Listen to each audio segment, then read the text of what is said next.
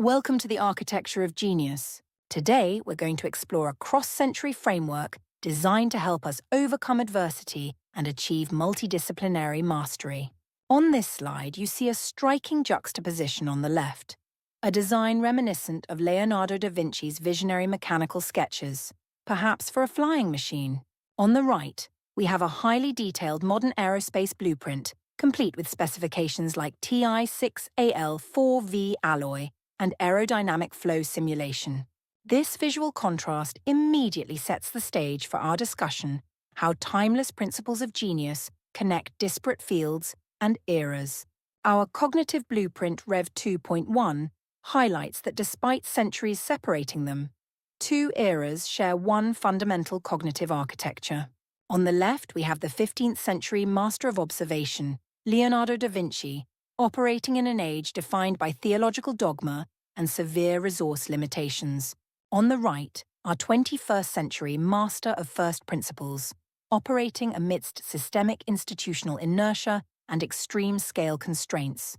What connects these figures and their respective challenges is a polymathic engine, a core mental model that transcends the specifics of their times. While their canvases were divergent, their mental models were remarkably convergent. Let's compare Da Vinci and Musk. Da Vinci's core philosophy was rooted in observation and interconnectedness. He approached failure through iterative sketching and abandonment, working on paper, canvas, and bronze.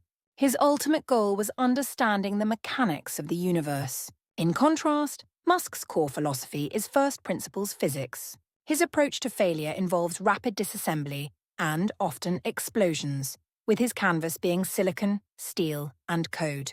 His ultimate goal is ensuring multiplanetary human survival. Yet both exhibit a profound underlying approach to problem-solving. A critical insight from this framework is that systemic constraints don't hinder, they act as the primary catalyst for innovation. Imagine systemic friction as a heavy weight compressing a spring. Factors like patronage whims, exile, near bankruptcies, and institutional skepticism create immense pressure. This pressure isn't a barrier, it's what generates stored potential energy for disruption. It forces creative solutions and radical new approaches, transforming obstacles into opportunities for groundbreaking change. This concept leads us to a crucial process, transforming failure into high-fidelity, iterative data. It begins with acknowledging systemic constraints and catastrophic failures. Rather than being deterrents, these become the raw input. They are then met with relentless curiosity, what Da Vinci called saper videre, or knowing how to see. This curiosity fuels a ruthless root cause analysis, driving us to the fundamental reasons behind the setbacks. The outcome isn't just a fix, but actionable prototypes and refined hypotheses, continuously improving our understanding and solutions. Indeed, failure isn't just an option, it's often a prerequisite spike preceding a leap in progress. Look at these two trajectories.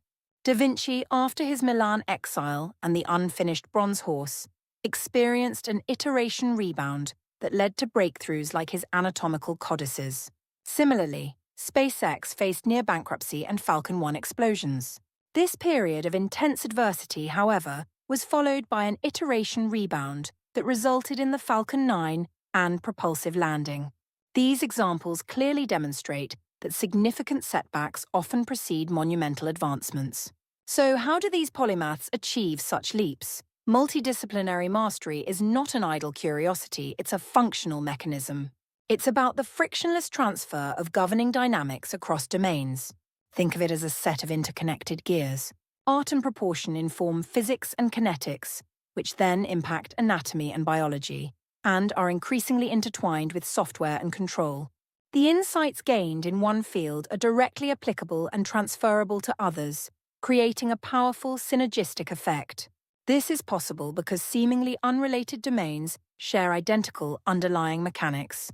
On the left, we see human anatomy, the flexor digitorum, biceps brachii driving mechanical architecture, such as the design of an architectural heavy-lifting crane. The principles of leverage, force, and movement are identical. On the right, we observe how software iteration loops, with their agile processes of planning, developing, testing, and retrospection, directly drive physical aerospace manufacturing, influencing CAD design, component fabrication, and final assembly. The methodologies for optimizing complex systems are universal. This leads us to the continuous, accelerating cycle of observation and deconstruction. It begins with saper videre, knowing how to see an unbiased observation of reality. This flows into radical deconstruction, breaking down the observation to its base components. From there, we engage in first principles reasoning, rebuilding from undeniable physical truths. The insights gained then drive rapid prototyping, the physical execution to test the hypothesis. Crucially, the data gathered from this prototyping then feeds new observation, closing the loop and accelerating the cycle of innovation. However, the journey from a theoretical sketch to physical reality requires ruthless scaling. It's a progression from pure ideation, where concepts are born, through rigorous digital validation, where simulations and models refine the design. But the ultimate test, and where true scaling occurs, is in physical execution and scale. Moving from a drawing to a functioning large-scale product demands a relentless commitment to bringing abstract concepts into tangible existence, often against immense odds and complexity. Bringing it all together, we can propose a formula for genius. Genius equals radical deconstruction, multiplied by cross-domain reassembly, all raised to the power of extreme resilience. Radical deconstruction aligns with Musk's first principles thinking, boiling things down to their fundamental truths. Cross-domain reassembly mirrors Da Vinci's concept of interconnessione, connecting disparate fields. And extreme resilience is the exponent that scales this entire formula, representing the unwavering perseverance through inevitable failures and constraints, allowing for exponential growth in capability.